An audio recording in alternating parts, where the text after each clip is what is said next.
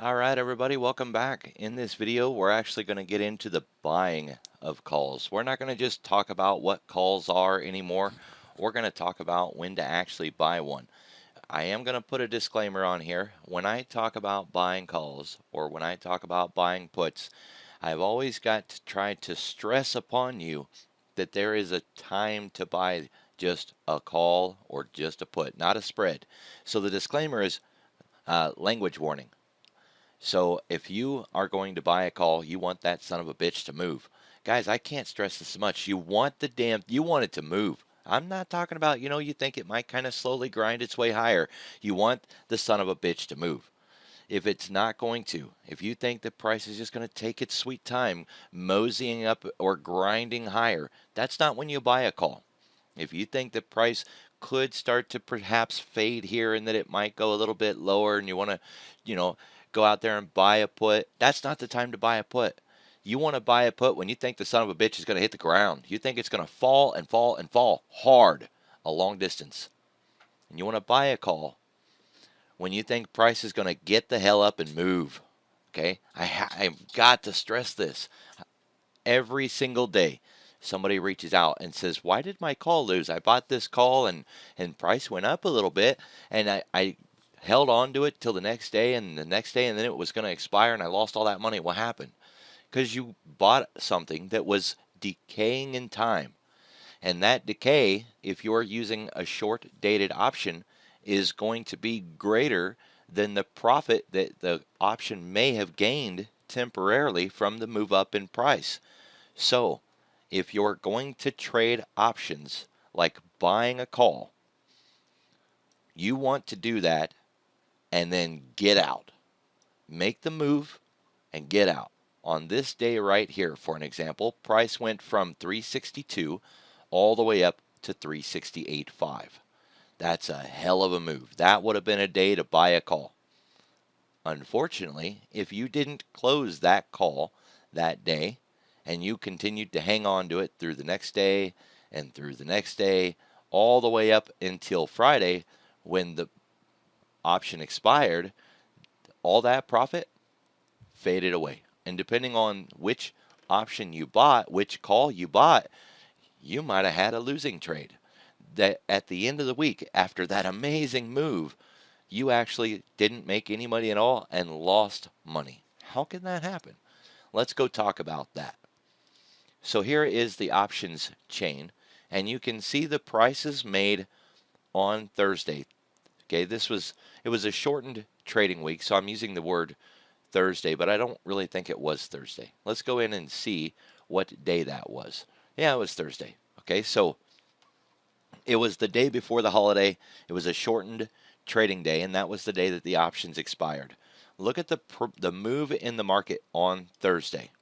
You can see that we went from 367 half all the way up to 369. Right, a $2.50 move in the market, and then we can come back in here and we can look, well, how far did those options move? How much did they gain in value? In that $2.50 move at the end of the day, some of these options gained 20%, some of them gained 9%. These ones really far out of the money, they only gained 1%. Right? So, which options should we buy? And what do we do with it after we bought it?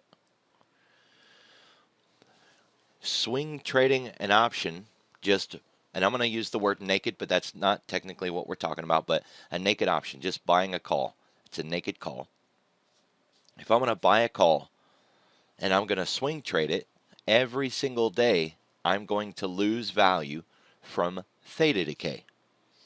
It's why I personally never buy a call for a swing trade. I'll buy a call spread, and in that spread, I will try to limit my theta exposure or my theta decay, but I will not just buy a call for a swing trade. And mainly that's because I don't expect the market to continuously move to the upside every single day that I have that option. And as soon as the market quits moving to the upside, that theta decay is going to start overwhelming the profit that may have been made from the move up. Okay, so if I'm going to buy one of these things, I'm going to do it in a day trade only. But suppose, for an example, that you decide you want to do a swing trade and you're just going to buy a call. I'm going to open up a lot of strikes here, and we're going to reduce how many strikes are showing in the series to 5. What I want you to focus on is the 370 call option. One more thing that I'm going to add here is something called mark. Okay, mark is basically the mid price between the bid and the ask. Okay, so what are we looking at here? Here's the mark value on the 370. If I wanted to buy that call, that 370 call, I would have to spend $417. That's a 13-day option. In 2 days, when it is only going to be an 11-day option, the 370 call after 2 days is going to be worth $3.63. So I bought it for $417. It's now worth $3.63. That's how much value it lost in 2 days. In from the 11-day to the 9-day, just 2 more days, the 370 is now only worth $2.45. Okay, from the 9-day option to the 5-day option, that same 370 is now only worth $1.91. Look at how quickly that thing is losing value every single day. Every single day. And so in that move up, you need to see a great enough move in that one day to offset this decay. And if you're going to hang on to that call day after day after day, that call needs to continue to gain value every day from a move up in price. Every day that goes by where price is kind of maybe grinding sideways or a little bit higher, it's not going to be enough profit to offset that decay, and you're slowly going to lose your value. Now, when we trade options, we've got 2 main ways of making a profit in that trade. One is to hold the option all the way until expiration. The other one is to hold the option through a move in the market and then get out of it. So when I want to day trade an option, I could buy that 370 call, hold on to it through a move in the market on the day, and then sell that call back. All right. Which call to choose? There's a lot of different styles and tactics and strategies on day trading a call. There is a time and a place to perhaps choose a call deeper in the money or a call at the money, even a call out of the money. There's a time and a place, and it really kind of depends on the trader, and it depends on the market that you're trading. And then there's, some Greeks involved in it. Maybe you want to aim for something with a higher gamma or, a particular delta value. We can get into those in other videos. The main thing here is, when do you want to buy a call? That's what this video is all about. When, as an options trader, do I just want to come in and buy a call? I want to do that when I believe that there is going to be an exceptional move in the market, that I can take a call through the day and get out of that thing by the end of the day and make a profit on it. If I do want to swing trade something, then I've got to keep all of this decay in mind, and that I need that sucker to move continuously. All right? If you don't get that kind of move, buying the call isn't worth it. What kind of reward could you see? Right? Or how much reward could you expect to see? I know a lot of people who like to see at least 50% profit, right? So if I buy a call for $400, then I would want to see at least $200 profit, right? That's 50% profit. What would it take for me to see profit of 50% in this trade? Well, if I bought it for $417, I would need to sell it for around $610. We're going to have to open more strikes here. So there's $661. That would be a $4 move in the market on that one day, a $5 move, $6 move. So here we go. The 370 call on, let's get the right date. We'll scroll back out here. Here's the 370 call for 417 right here. Okay, so that's the 370 call, 417.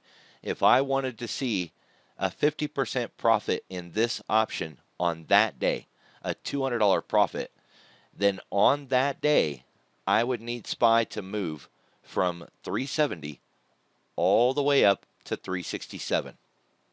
Well, it would go the other way. I go up because I got to see how far the option would be in the money before it would be worth that value. So from 371, we would need to see the market move $5 up. That would be 376 for SPY that day. We would need a $6 move in SPY to the upside by the end of the day to make 50% profit in that trade. 50% profit. That's a massive move, guys. You would have to catch it at its absolute lows and see that sucker run through the day. Now, can SPY make a $5 move on a day? Yeah, we know that it can, but you better time that sucker, and then you're going to have to jump out of it right away, right? You can't dally in that thing. You've got to get out. So the other side of the question is, and it's how I approach things, can I make the same $200 without having such a big ask attached to it? In this option, my ask would be that I need SPY to make that $5 move to see $200 in profit. Can I see the same $200 in profit without expecting SPY to make a $5 move on the intraday trade, and maybe even without having to risk $400 to do it? Yeah, guys, we can. We can. Absolutely, we can make that same $200. And in fact, we could do it while only risking $200. Okay, that's the beauty of doing a spread instead. All right, so I could build a $4 put credit spread, and I could do it at the money where I'm risking 200 to make 200. And since I did it at the money, I would need a very minimal move in the market. And that would be all that I need. And the only downside from the trade that I'm talking about is we would need time to go by. We would be trading a 13-day spread, and we might need to hold on to that thing for 6, 7, 8, 9 days before we finally get our $200. But everything's a trade-off in the market. You get nothing for free. And if I'm going to take a trade where I could make $200 while only risking 200, I have to give something up. What I would be giving up in this one is the time frame. I would have to keep my buying power tied up in that trade for perhaps 10 days. Whereas somebody who just wanted to go in and buy a call, if they could get that move on the day, they could see that same $200. Okay, so another thing when it comes to buying a call is if we're only dealing with a small time frame, right? And we've established that, hopefully, please, hopefully, right? We've established the idea that if we're going to buy a call, that we're going to be doing it in a very short period of time. Then you only want to buy the time that you think you need. I'll give you an example of the time that I think I need. If it's a day trade, it's a day trade. I'm getting the hell out at the end of the day. Win, lose, draw, I don't care. I'm getting out at the end of the day because it's a day trade. That's what a day trade says. It's in the name. I'm going to day trade this thing. I don't need a week. I don't need 2 weeks. I don't need a month. I need the closest expiring option because I'm going to day trade it and I'm going to get out. Now, if your strategy says we're going to do a day trade, but we might keep the trade for another day or two, then you might want to choose a little farther out in time. A little farther out. Not very far, because you still only want to buy the time that you need, right? So maybe your strategy says you want to keep it overnight. We're not really getting into strategy here, but maybe that's your concept, right? I'm going to buy the call today, and if it does really good, and I think there's some follow through tomorrow, I'll keep the trade another day. Great. you might want to use one more strike. But that's it. The farther out in time you go, the less that these options move based on price action. Keep that in mind. These options are priced from a lot of things. They've got intrinsic value and they have extrinsic value. They increase or decrease in their pricing due to the increase and the decrease in implied volatility. And then they also just straight lose value every single day from the theta decay. If you want something that's making a dollar for dollar move in the market, penny to penny move in the market, the closer to expiration you get, the more your option is going to react to the stock price. The farther out in time you go, the less the option reacts to the stock price. So a $5 move in the market in an option that has 2 days to expiration is going to make a lot more profit than an option that is 16 days to expiration. If I was to buy the 370 call with 16 days and the 370 call with 2 days, and we get a $5 move in SPY, the one that had 2 days is going to make me the most money. It's going to make at least twice as much money. And it's a lot cheaper to buy, so I could spend $500 and buy, 4 of these, or I could buy 1 of these, right? Because look at the pricing on those. So the takeaway from this video is if you're going to buy a call, you need to buy that call with a concept of the shortest duration possible. And for me, how I trade, I will not buy a call for a swing trade.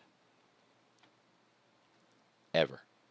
All right, guys, I appreciate your time. I look forward to seeing you at the next video.